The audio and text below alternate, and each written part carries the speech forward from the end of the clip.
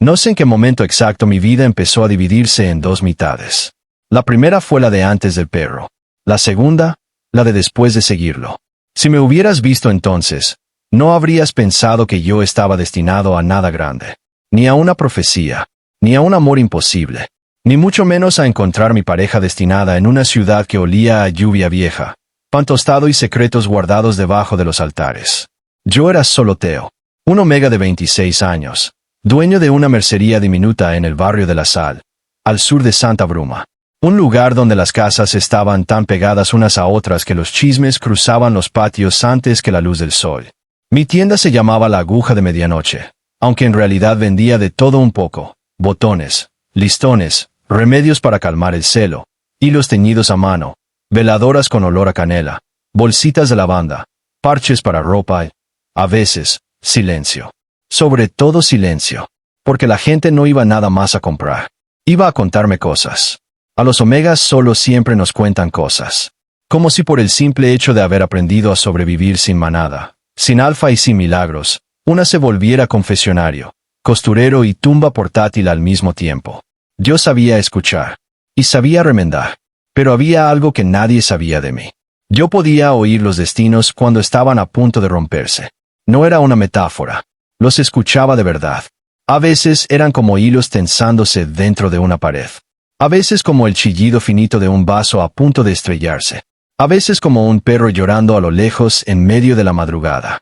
Por eso, la primera vez que vi al Xoloitzcuintle negro parado frente a mi tienda, con las costillas marcadas y los ojos brillando como brasas bajo la lluvia, sentí el sonido antes que el miedo. No ladró. No se movió. Solo me miró. Y dentro de mi cabeza algo hizo crack. Como una hebra del universo reventándose. Pausa. Esa noche cerré tarde. Había estado bordando un velo para la hija Beta de la panadera y se me fue el tiempo entre puntadas y café recalentado. Cuando apagué la lámpara del mostrador, el perro seguía ahí. No era bonito, no como esos perros suaves que salen en anuncios de alimento. Era flaco, cenizo, elegante de un modo raro. Su piel oscura parecía hecha de ceniza húmeda. Tenía una oreja rota y el pecho cruzado por una cicatriz blanca, vieja, casi plateada bajo la luz del farol. «No tengo nada para ti», le dije. El perro ladeó la cabeza. Yo suspiré. Fui por un pedazo de pan con manteca que había guardado para mí y se lo aventé en un plato de lata. No se acercó enseguida. Esperó a que yo retrocediera. Solo entonces comió. Con calma. Como si no tuviera hambre de pan, sino de modales. «Eres muy raro», murmuré. Y no sé por qué, pero el perro me dio la impresión de haber escuchado. Desde niño me enseñaron a no seguir señales extrañas. Mucho menos en Santa Bruma. Menos si venían de animales negros aparecidos en temporada de neblina. Mi abuela Jacinta decía que en esta ciudad los perros callejeros no siempre eran perros, y que las calles no siempre llevaban al lugar donde una creía. Hay noches, me decía, en que Santa Bruma se acomoda diferente. Como si respirara. Si un solo te llama, no lo sigas por curiosidad. Síguelo solo si ya estás listo para perder algo. Yo nunca había estado listo para perder nada. Ya había perdido suficiente. Perdí a mi madre a los 12, cuando una fiebre de invierno le apagó el corazón en 3 días. Perdí a mi abuela a los 20, entre rezos, jarabes de anís y una dignidad tan hermosa que todavía me duele recordarla. Perdí la casa donde crecí y tuve que vender casi todo para salvar la mercería. Perdí también la costumbre de confiar en los alfas, aunque esa pérdida no la lloré tanto, porque la verdad era simple. Los alfas en Santa Bruma no buscaban compañeros. Buscaban utilidad. Un omega que decorara su apellido. Que alabara su poder. Que oliera bonito en recepciones. Que calentara su cama. Pariera con obediencia y sonriera aunque por dentro se estuviera partiendo como costura mal hecha. Yo había tenido pretendientes. Uno muy rico. Otro muy cruel. Uno que era ambas cosas. Ninguno se quedó cuando descubrió que yo no sabía inclinar la cabeza. Así que no. Yo no creía en parejas destinadas. Creía en inventarios, en agua hervida, en cerrar bien la puerta, y en que si un día el amor llegaba a tocarme, más le valía traer pruebas. El perro volvió la noche siguiente. Y la siguiente. Nunca ladraba. Nunca mendigaba. Solo aparecía a la misma hora, exactamente cuando yo barría la entrada, y se sentaba a mirarme como si estuviera esperando que recordara algo. Al cuarto día dejó un objeto frente a la tienda. Un dedal de cobre. viejo, grabado con pequeñas flores. Era de mi abuela. Se me heló el cuerpo. Yo reconocería a ese dedal aunque me lo mostraran en sueños, enterrado, roto o cubierto de sangre. Lo había perdido el año en que murió. Busqué por toda la casa. Moví cajas, vacié costureros, revisé bajo las tablas del piso. Nunca apareció. Hasta esa noche. Frente a la tienda. A los pies del perro. ¿De dónde sacaste esto? Susurré. Él solo me sostuvo la mirada. Luego se dio la vuelta y empezó a caminar. No corría. No volteaba. Caminaba despacio, como si supiera que yo iba detrás. Y sí, fui.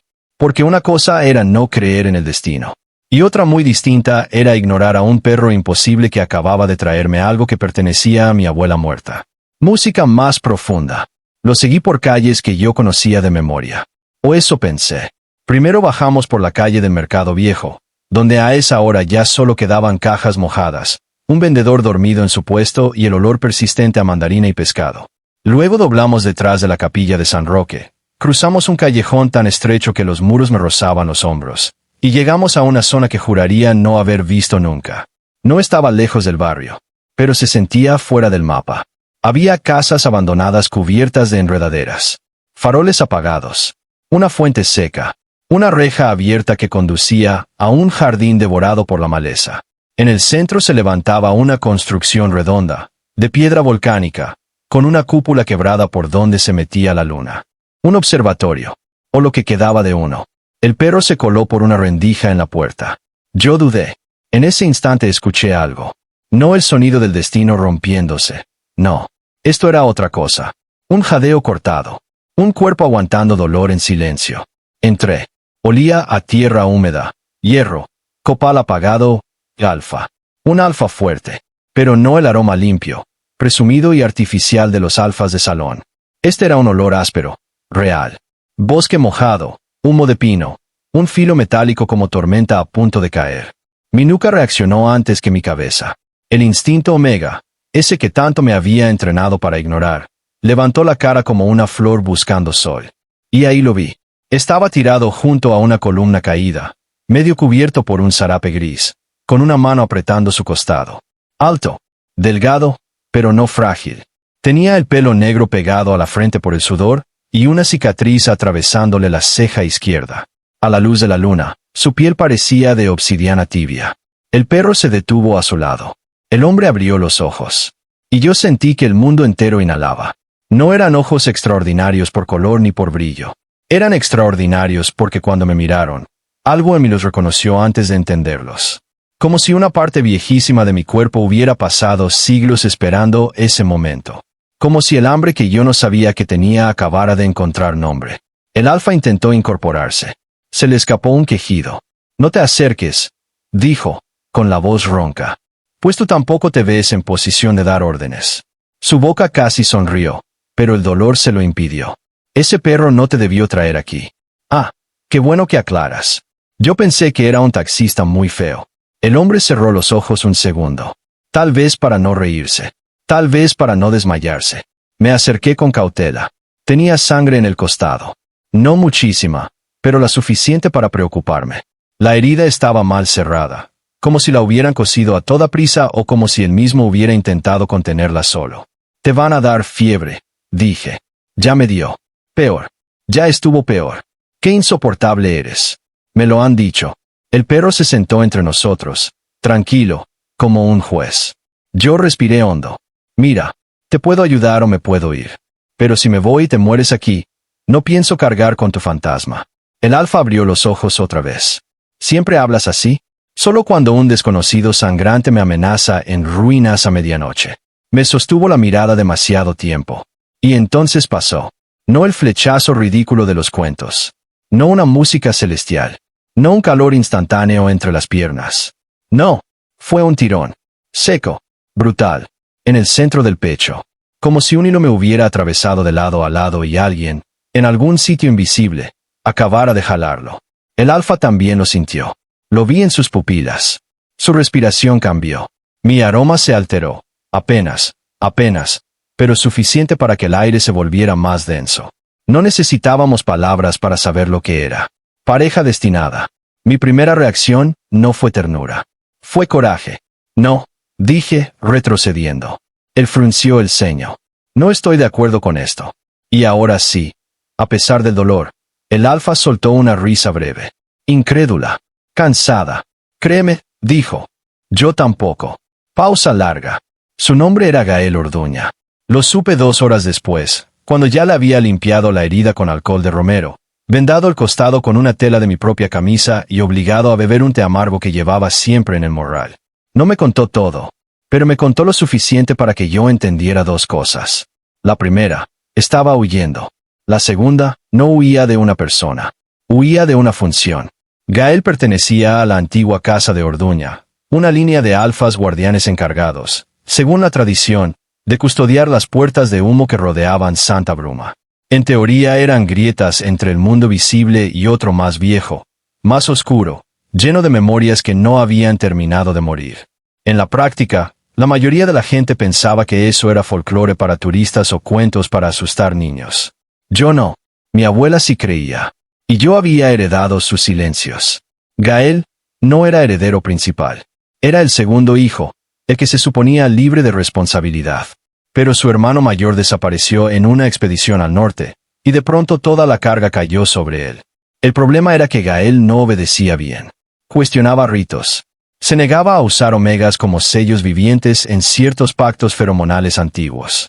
Discutía con el Consejo de Bruma, sobre todo con el magistrado Íñigo Treviño, un alfa tan elegante como podrido, que llevaba años intentando controlar cada ley relacionada con uniones, celos, supresores y linajes. ¿Y por eso te apuñalaron? Pregunté. Gael se recargó en el muro, agotado. No exactamente. Ah, claro. Seguro te tropezaste con un cuchillo muy político. Sus labios se tensaron. Habría algo que debía permanecer cerrado. Yo me crucé de brazos. ¡Qué respuesta tan dramática! Es la versión corta. No me gustan las versiones cortas. A mí tampoco. Pero no confío en ti todavía. Eso me picó. Perfecto. Porque yo menos. Nuestros aromas seguían reaccionando uno al otro, aunque los dos fingíamos que no. No era un perfume dulce y seductor como el de los relatos baratos. Era más bien incómodo. Mi esencia a anís, lluvia y papel viejo se entremezclaba con la suya, humo de pino y tierra caliente, formando una tensión nueva, eléctrica, casi triste. El perro, que en algún momento se había acurrucado cerca de una mesa rota, abrió un ojo como si nos estuviera vigilando. ¿Es tuyo? Pregunté. Gael miró al suelo. No, pues vino por mí. Lo sé. ¿Cómo que lo sabes? Porque ese perro no se acerca a nadie sin razón. ¿Y cuál es la razón? Gael guardó silencio. Y yo comprendí algo que me incomodó todavía más que el vínculo. Él sabía algo sobre el perro. Algo importante. Pero no me lo iba a decir. Música tensa. Me fui al amanecer. No porque quisiera dejarlo ahí, sino porque si me quedaba más tiempo en aquel observatorio, con el aire cargado de destino y preguntas, iba a terminar haciendo algo estúpido. Como tocarle la cara. O creerle. Antes de irme, le dejé más vendas, una botella de agua, 2 panecillos de piloncillo y una advertencia. Si te mueres, voy a enojarme muchísimo. Gael me miró con ese gesto raro, como de quien hace años no recibe una amenaza cariñosa. Lo tendré presente. Yo ya iba en la puerta cuando él dijo. Teo. Me detuve. El modo en que pronunció mi nombre me recorrió entero. No con posesión. Con reconocimiento. Como si lo hubiera encontrado en un lugar donde siempre había estado esperándolo. Gracias, dijo. No contesté, porque si abría la boca, tal vez la voz me iba a temblar. Volví esa noche. Y la otra también. No pensaba hacerlo. Me repetía todo el día que aquello era un error monumental, que un vínculo no bastaba para confiar, y que mi historial con alfas era un catálogo completo de señales que debía tomar en serio. Pero en cuanto el sol bajaba, el perro aparecía en la puerta de la mercería. Se sentaba. Me miraba. Y yo terminaba cargando tés, vendas, comida y mi pésimo juicio hasta el observatorio. En una de esas visitas supe que el perro se llamaba Sombra. No porque Gael me lo dijera. Porque el propio perro respondió. Yo estaba acomodando hierbas en una mesa cuando murmuré. Muévete, Sombra. Y el animal, que hasta entonces parecía no obedecer ninguna regla humana, se levantó y se hizo a un lado con una dignidad insultante. ¿Le acabas de poner nombre? Preguntó Gael. No, me lo sopló la cabeza. Entonces, si era su nombre. Eso no me tranquiliza. Gael estaba mejorando. La herida cerraba lento, pero bien. Ya podía caminar, aunque a ratos se doblaba por el dolor. Descubrí que sabía cocinar espantoso, que le gustaba leer códices viejos, que odiaba la música demasiado alegre y que llevaba años sin dormir una noche completa. También descubrí que no me miraba como otros alfas. No calculaba. No medía mi cintura, ni mi docilidad, ni mi fertilidad, ni mi utilidad social. Me miraba como si quisiera entender qué partes de mí estaban hechas de cicatriz y cuáles de pura terquedad. Y eso era peligrosísimo, porque yo también empecé a mirarlo así. Una noche de lluvia, mientras afuera el observatorio crujía con el viento, Gael me preguntó, ¿por qué nunca hiciste vínculo con nadie? Yo seguí moliendo hojas de tila. Porque no quise. Eso no es respuesta. Es la única que te toca. Guardó silencio. Yo pensé que ahí quedaría. Pero entonces dije, sin saber por qué. Porque a los 19 un alfa me pidió que me uniera a él. Decía que me quería. Quería mi aroma en su casa, mis manos en su negocio y mi cuerpo en su cama. Un día me dijo, muy sereno, que los omegas como yo eran valiosos cuando aprendían a dejar de opinar. Gael apretó la mandíbula. ¿Qué hiciste? Le vacié encima una olla de atole hirviendo. Gael me miró sorprendido. Yo sonreí apenas. No se murió. Nomás aprendió modales. Él soltó una carcajada real, profunda, hermosa, y luego se quedó observándome con una calidez que me puso nervioso. Theo, dijo, más bajo. No voy a pedirte que te calles nunca. El problema fue que le creí. Pausa. A la semana, Sombra volvió a traer algo. No a la tienda, al observatorio. Escarbó entre unas piedras sueltas del piso y sacó un medallón cubierto de tierra, de plata ennegrecida, con el relieve de un perro de perfil. Detrás, un símbolo que yo sí conocía. Era la marca de mi familia materna. Los Varela de Humo. Una línea pequeña, casi olvidada, de omegas que servían como costureros rituales, parteros y guardianes de umbrales menores. Mi abuela nunca hablaba de ellos más de la cuenta. Solo decía que algunas sangres nacían para coser lo que el resto del mundo rompía. Yo me quedé helado. Gael también reconoció el símbolo. No puede ser, murmuró. ¿Qué no puede ser? Gael se incorporó despacio. Los Varela de Humo desaparecieron hace años. El consejo dijo que su línea se extinguió. Pues el consejo miente mucho, por si no te habías dado cuenta. Theo, ese linaje no cosía ropa. Yo lo miré fijo. Entonces, ¿qué cosía? Gael tardó demasiado en responder. Las puertas de humo. El aire cambió. No de manera visible, pero sí de la forma en que cambia cuando una verdad por fin encuentra boca. Mi abuela sabía. Mi madre sabía. Y yo había vivido toda mi vida creyendo que mi oído extraño para los destinos rotos era una rareza hereditaria. Una maña del alma. No una función. No, dije, retrocediendo. No, no me vayas a salir con que yo también soy parte de un ritual viejo. No pienso ser llave de nadie. Gael levantó las manos. No estoy diciendo eso. Pero lo pensaste. Pensé que ahora entiendo por qué Sombra te trajo. Yo no soy una herramienta. Nunca dije que lo fueras. Los alfas siempre empiezan así. Su rostro se cerró. No por soberbia, sino por dolor. Yo no soy los alfas, Theo. Y me dio rabia que tuviera razón. Esa misma noche discutimos por primera vez en serio. Yo quería respuestas. Él quería protegerme con silencios. Yo odiaba que alguien decidiera por mí. Él estaba tan acostumbrado a cargar secretos que no entendía que el ocultamiento también podía ser violencia. Le grité. Me gritó. Sombra se paró entre ambos con un gruñido bajo que nos dejó en ridículo. Después nadie habló durante un largo rato. Hasta que Gael dijo, casi en un susurro. Si el consejo descubre quién eres, va a intentar obligarte a servirles. ¿Servirles cómo? Hay una grieta abierta al norte de la ciudad. Una de las grandes. Mi familia debía custodiarla. Pero ya no basta con fuerza alfa. Necesitan a alguien capaz de oír las costuras del velo. Alguien de tu sangre. ¿Y por eso huiste? Gael bajó la mirada. Huí porque me ordenaron llevarles un omega compatible. Alguien del viejo linaje, si aparecía. Alguien a quien pudieran atar legal, biológica y ritualmente. Sentí un vacío helado. ¿Y si me hubieras encontrado antes de desobedecer? Gael cerró los ojos. No respondió. Y yo ya no necesité respuesta. Pausa larga. Me fui. Esta vez de verdad. Regresé a mi tienda con el pecho hecho trizas y la lluvia pegándome la camisa al cuerpo como si quisiera enfriarme la rabia. Cerré con triple llave. Bajé la cortina. Apagué todo.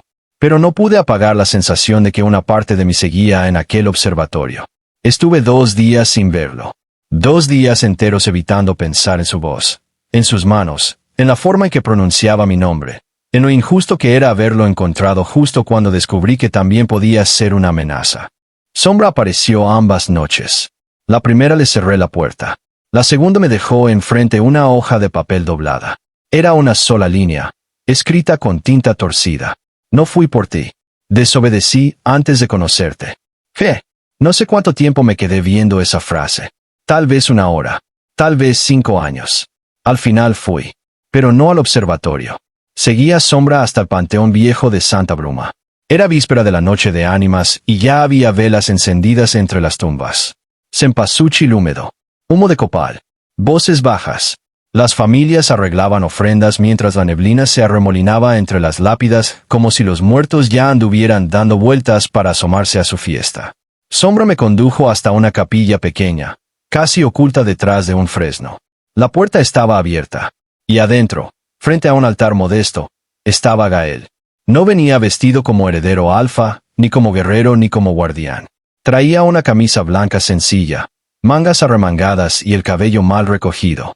Parecía un hombre. Solo un hombre. Cansado. Hermoso. Vulnerable. Sobre el altar había una foto vieja. Mi abuela. Se me cortó el aliento. ¿Qué haces aquí? Pregunté. Gael volteó despacio. Esperarte. Yo avancé sin dejar de mirar la foto. Era Jacinta joven. Mucho antes de que yo naciera. Sonreía apenas. A su lado había un perro solo idéntico a Sombra. ¿Cómo tienes esto? Susurré. Gael se acercó con cuidado, como quien se aproxima a un animal herido. Mi madre conoció a tu abuela. Hace años. Antes de que el consejo borrara la historia de sus archivos. Ella me dejó cartas. Las encontré después de huir. ¿Cartas sobre qué? Sobre una alianza. Lo miré, temblando de enojo y de miedo. Gael tragó saliva. Nuestros linajes estaban destinados a trabajar juntos. No como amo y herramienta. Como equilibrio. Los guardianes de puerta y los tejedores de humo debían proteger Santa Bruma sin dominarse entre sí. Pero el consejo corrompió esa unión hace generaciones. Convirtieron cooperación en control. Y a los omegas de tu línea, los escondieron o los hicieron desaparecer del registro. Sentí náusea. Mi abuela siempre tuvo miedo de las autoridades de Bruma. Siempre. Yo creí que era por ser omega sola, por pobreza, por costumbre. No, era memoria. Era supervivencia. ¿Y Sombra? Pregunté, sin apartar la vista de la foto. Gael sonrió triste. Según mi madre, algunos Xoloitzcuintles se quedan entre puertas. No pertenecen del todo al mundo de los vivos, ni al de los muertos. Guían a quien tiene que ver algo que todavía no entiende. ¿Me estás diciendo que este perro es un espíritu? Sombra bostezó. Gael alzó un hombro. Te estoy diciendo que contigo apareció cuando debía, y conmigo nunca se dejó tocar. Yo bajé la mirada hacia el perro. Sombra se levantó, caminó hasta mí y apoyó el hocico en mi rodilla. Fue la primera vez. Y casi lloré. Música emotiva. Aquella noche no resolvimos todo. Pero empezamos. Gael me dio las cartas de su madre. Yo pasé horas leyéndolas en voz alta dentro de la capilla, mientras el viento movía las velas y el panteón respiraba alrededor de nosotros. En esas páginas descubrí a una mujer alfa que se parecía poco a los monstruos de poder que yo conocía. Una mujer que hablaba de mi abuela con respeto, admiración y cariño. Decía que Jacinta podía escuchar cuando una puerta iba a desgarrarse con solo apoyar la palma sobre una pared. Decía que se negaba a obedecer a cualquier alfa que confundiera deber con propiedad. Decía que una vez salvó a 3 niños del barrio sur cosiendo con hilo de humo una grieta abierta debajo de una escuela. También decía algo más. Que si algún día la última hebra de los Varela de humo reaparecía, el consejo intentaría capturarla para usarla en el sellado mayor. Yo era esa hebra. Y la grieta del norte estaba empeorando. ¿Qué pasa si se abre por completo? Le pregunté a Gael. Él no endulzó la respuesta. Las memorias atrapadas del otro lado empiezan a filtrarse. No fantasmas exactamente. Más bien restos de dolor, hambre, rabia. Cosas que se pegan a la gente vulnerable. Celos que se vuelven ferales. Ruth que se sale de control. Sueños que empujan a la gente a caminar dormida hasta perderse. Yo pensé en los últimos meses en Santa Bruma, en los vecinos alterados, en los brotes raros, en las noticias de personas desaparecidas cerca del río seco. ¿Y el consejo? Pregunté. ¿No quieres cerrar la grieta todavía? ¿Por qué demonios no? Gael me miró con amargura. Porque el miedo vuelve obediente a una ciudad. Ahí supe quién era el verdadero enemigo. No era el destino. No era Gael. Era el poder que usa el pánico para domesticar. Y sin embargo, que yo entendiera eso no significaba que ya pudiera confiar. Las heridas no se cierran con revelaciones. Se cierran con tiempo. Lo difícil fue que el tiempo se nos acabó. Al día siguiente, 2 inspectores del consejo llegaron a mi mercería. Vestidos impecables. Sonrisa administrativa. Aroma artificial a menta y acero. Me dijeron que estaban actualizando registros de linaje. Que necesitaban revisar documentos familiares.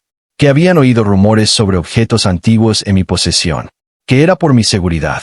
Yo sonreí como sonreía mi abuela cuando estaba a punto de correr a alguien de su casa. Les dije que no tenía nada interesante. Mintieron. Mentí. Antes de irse, uno de ellos se inclinó hacia el mostrador y dijo con voz sedosa: los omegas solo siempre están más seguros bajo la protección correcta. Sentí el hilo en mi pecho tensarse de furia. Pero no respondí. Esperé a que se fueran. Cerré temprano. Y esa noche, sin que nadie tuviera que convencerme, fui a buscar a Gael. Ya saben de mí, dije apenas me abrió la puerta del observatorio. Su expresión cambió enseguida.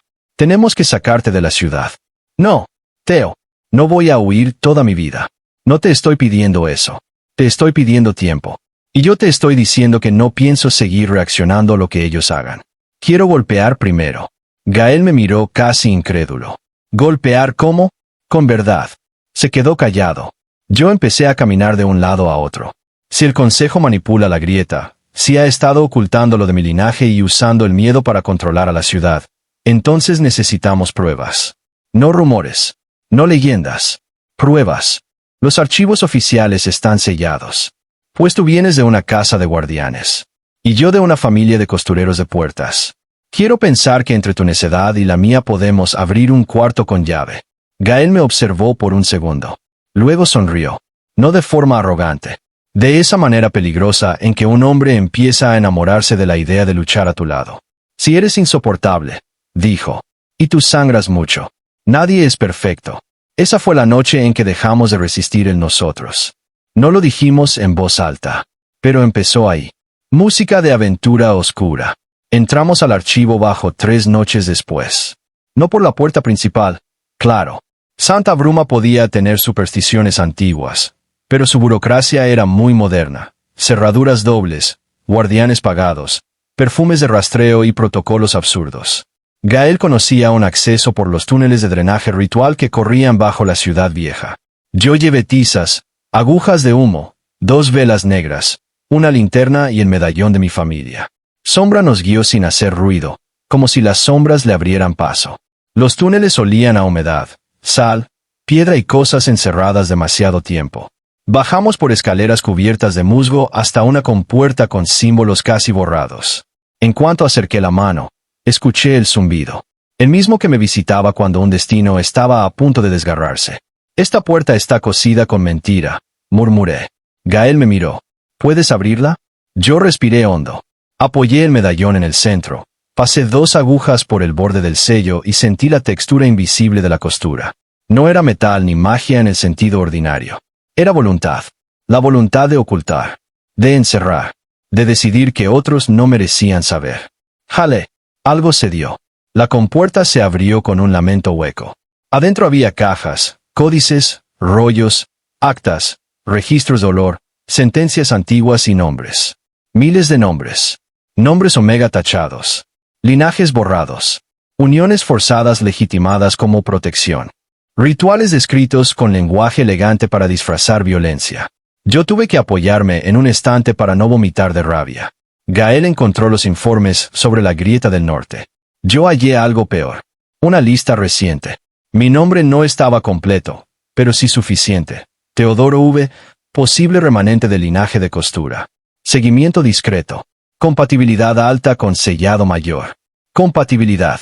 Como si yo fuera una herramienta. como si mi vida entera cupiera en una columna de inventario. Gael vio mi cara. Tomó la hoja. Sus ojos se endurecieron de una forma que jamás le había visto. Theo, no me toques. No porque no lo quisiera, porque si me tocaba, iba a derrumbarme. El silencio entre nosotros se llenó de respiraciones contenidas. Entonces Sombra empezó a gruñir. Alguien venía. Tuvimos apenas segundos para reaccionar. Gael apagó la linterna. Yo guardé documentos al azar dentro del morral. Nos escondimos detrás de un anaquel. Entraron 2 hombres. Reconocí la voz del magistrado Íñigo Treviño antes de verle la cara. La ventana ritual abre en 2 noches, dijo. Si Orduña no coopera, usaremos al Omega solo. El vínculo destinado facilitará la fijación. Se me heló la sangre. Otro hombre preguntó. ¿Y si se resiste? Íñigo sonrió. Lo escuché en el tono. Todos se resisten hasta que entienden de que depende la paz de una ciudad. Yo no sentí miedo en ese momento. Sentí una claridad feroz. El tipo de claridad que llega cuando la herida por fin encuentra culpable. Pausa. Salimos de ahí con pruebas. No suficientes para tumbar un sistema entero, pero sí suficientes para incendiar su máscara. Gael quería publicarlo todo de inmediato. Yo dije que no. Si lo hacíamos sin contexto, el consejo nos acusaría de falsificación, paranoia o sacrilegio. Necesitábamos a la gente. Necesitábamos que Santa Bruma viera con sus propios ojos lo que estaban haciendo con la grieta. Y para eso había una sola oportunidad. La procesión de ánimas. Cada año, en la noche grande, todo el centro de la ciudad se reunía alrededor del río seco, donde se encendían velas flotantes y los guardianes hacían una ceremonia simbólica para mantener la paz entre mundos. Este año, según las cartas y los registros, pensaban usar esa ceremonia para forzar el sellado mayor. Usarme a mí. Yo acepté asistir. No como víctima, como carnada. Gael casi explotó. Ni loco. Pues ve acostumbrándote a mi locura. Theo, no sabes lo que puede pasar si la grieta reacciona contigo. Exacto. Conmigo. No con ellos. Pueden hacerte daño. También pueden hacértelo a ti. Soy alfa. Puedo pelear. Y yo soy la cosa que quieren. Eso me convierte en centro de la partida, no en pieza decorativa. Discutimos tanto que terminó amaneciendo. Y cuando por fin el cansancio nos dejó sin energía para pelear, pasó algo que yo no vi venir. Gael se sentó en el piso, exhausto, apoyó los codos en las rodillas y dijo con la voz rota. No quiero perderte. Se me desarmó todo. No era una frase grandiosa. No era promesa. No era reclamo de vínculo. Era miedo puro. Honesto. Y por eso fue más íntimo que cualquier confesión. Me acerqué despacio y me senté frente a él. Todavía no me tienes, le dije. Gael levantó la vista. Lo sé. Tomé aire. Pero, ya no estoy huyendo de sentirlo. Sus pupilas se dilataron. El aire cambió entre nosotros.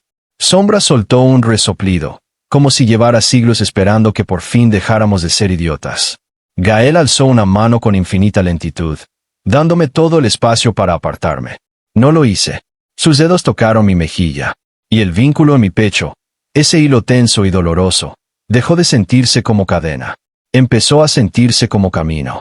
No nos besamos de inmediato. Eso me gusta recordarlo, porque lo fácil habría sido lanzarnos el uno al otro, confundir deseo con resolución, química con confianza. En cambio, Gael apoyó la frente contra la mía. Respiramos juntos.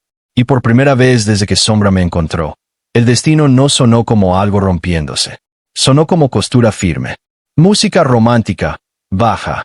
La noche de la procesión llegó vestida de cempasúchil. Santa Bruma entera parecía suspendida entre vida y recuerdo. Había veladoras por todas partes, papel picado húmedo moviéndose con el viento y altares tan hermosos que dolían. Los niños iban con calaveritas pintadas. Las madres cargaban canastas.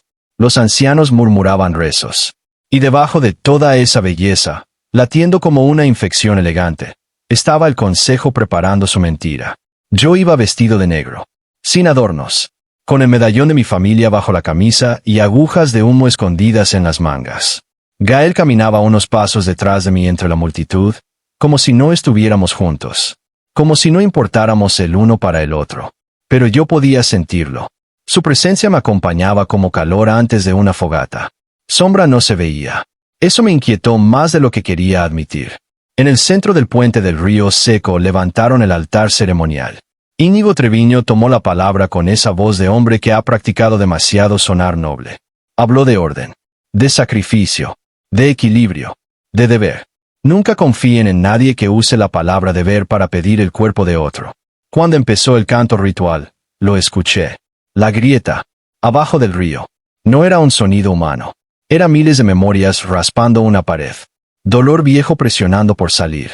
Y, mezclada con eso, la costura falsa del consejo. Una trama brutal de control feromonal y coerción legal diseñada para atarme en cuanto el portal se abriera lo suficiente. Íñigo extendió una mano hacia mí. Teodoro Varela, dijo, por el bien de Santa Bruma, da un paso al frente. Toda la plaza contuvo el aliento. Yo avancé. Una vez. Dos. Gael tensó el cuerpo detrás de mí. Íñigo sonrió, convencido de que estaba ganando. Pobre imbécil.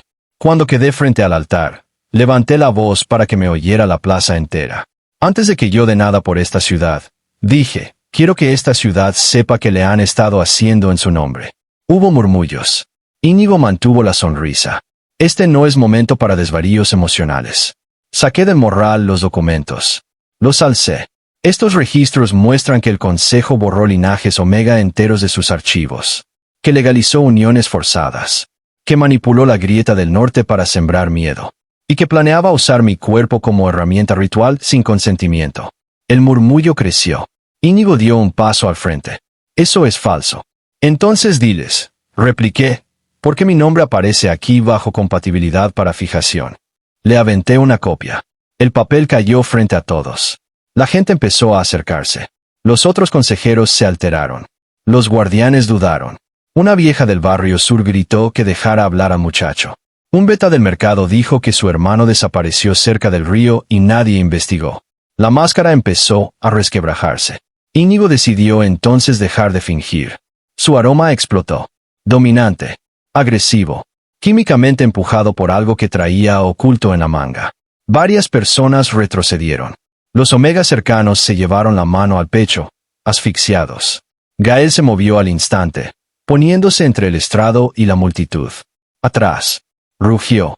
Pero ya era tarde. La grieta reaccionó. El suelo tembló. El río seco, que casi nunca llevaba agua, soltó desde el fondo una niebla negra, espesa, cargada de voces. La gente gritó. Las velas se apagaron de golpe. Yo escuché el desgarro. La costura estaba a segundos de romperse por completo. Íñigo me señaló. Agárrenlo. Dos guardianes vinieron hacia mí. Clavé una aguja de humo en el altar. Luego otra. Y otra más. Mis manos se movieron solas, guiadas por algo más antiguo que el miedo. Sentí a mi abuela en la memoria. A mi madre en la sangre. A todas las manos Omega que alguna vez cosieron para reparar, no para servir. Pero no era suficiente. La grieta necesitaba ancla. Y la ancla no era yo solo. Volteé a buscar a Gael. Él ya me estaba mirando. Nos entendimos sin palabras. Cruzó el caos a golpes, apartando guardianes, humo y órdenes. Llegó hasta mí justo cuando una ráfaga de niebla nos envolvió con imágenes ajenas. Niños llorando, hombres arrodillados, Omegas marcados a la fuerza, alfas muertos por obedecer leyes podridas. Dolía mirar. Dolía respirar. Gael me sostuvo por la cintura. Dime qué hacer, gritó. Apoyé la mano en su pecho. Bajo el ruido de la grieta, bajo el terror, bajo la rabia, ahí estaba. Nuestro hilo. Firme. No me dirijas, le dije. Sígueme. Y entonces cosimos. Yo con las agujas. Él con su fuerza, estabilizando el flujo, conteniendo la fractura para que yo pudiera escuchar la forma correcta del cierre. Nunca había hecho algo así. Nunca me habían enseñado. Pero mi cuerpo lo sabía, porque quizá la memoria también viaja en la sangre. El humo negro empezó a arremolinarse alrededor de nosotros. Los símbolos del altar se quebraron. Íñigo gritó que me detuviera, que sin control la ciudad quedaría abierta. Mentira. Lo que iba a quedar abierto era su sistema. Clavé la última aguja en el puente. Y la grieta respondió. No cerrándose. Reordenándose. Como una herida que por fin deja de infectarse y empieza a cicatrizar. El humo subió, se hizo columna, tomó forma por un instante. Y ahí lo vi. Sombra. Gigante. Imposible. Hecho de ceniza, luz tenue y noche. No era el perro callejero flaco de mi puerta. Era algo mucho más viejo. Un guardián entre mundos. El sol inclinó la cabeza hacia mí y luego hacia Gael, como si aprobara algo que llevaba mucho tiempo probándose. Después cruzó la columna de humo y desapareció dentro de la grieta mientras ésta sellaba con un sonido suave, casi triste. Silencio. Un silencio tan grande que la ciudad entera parecía haberse quedado sin latido. Luego la gente empezó a llorar. No de terror, de alivio. Porque cuando la mentira se cae, hasta el miedo cambia de nombre. Música de clímax. Luego baja. Íñigo intentó huir. No llegó lejos. Fueron los propios guardianes quienes lo detuvieron cuando vieron los registros y sintieron en el aire que la presión feromonal artificial provenía de él.